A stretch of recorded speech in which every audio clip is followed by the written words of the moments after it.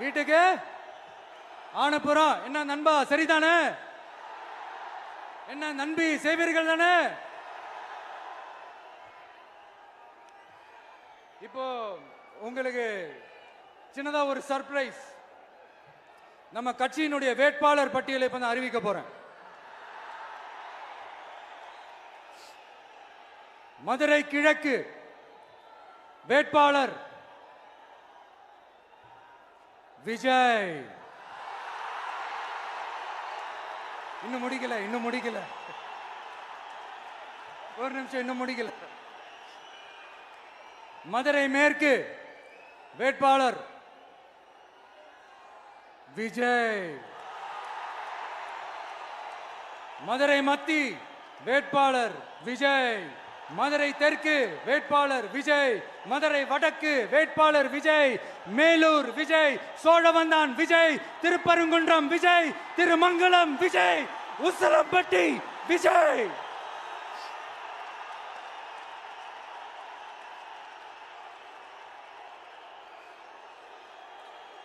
என்னடா எல்லா தொகுதியிலையும் ஒரே வேட்பாளர்னு பாக்குறீங்களா?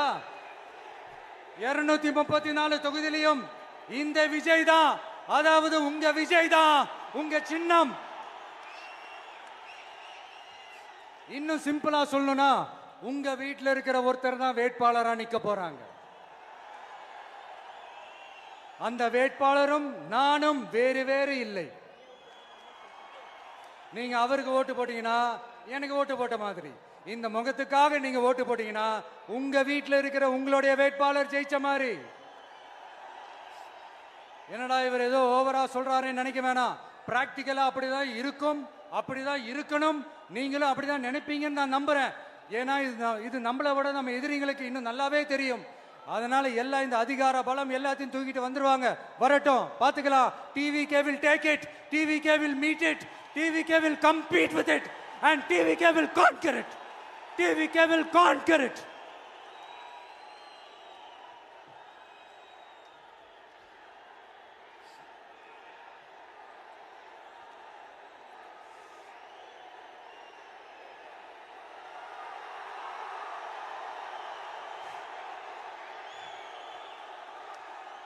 இந்த நேரத்தில் நம்ம மனசுல இருக்கிறத மக்கள் கிட்ட சொல்லி ஆகணும். தூத்துக்குடி ஸ்னோலினோட அம்மா என்ன அவங்களோட தம்பி, இன்னும் அவங்க பொண்ணுக்கு நான் தாய் மாமன்னு சொன்னாங்க. அந்த அக்காவோட குழந்தைங்க மட்டும் இல்லைங்க, என்ன அண்ணனா தம்பியா நினைக்கிற தமிழ்நாட்டில் இருக்கிற என்ன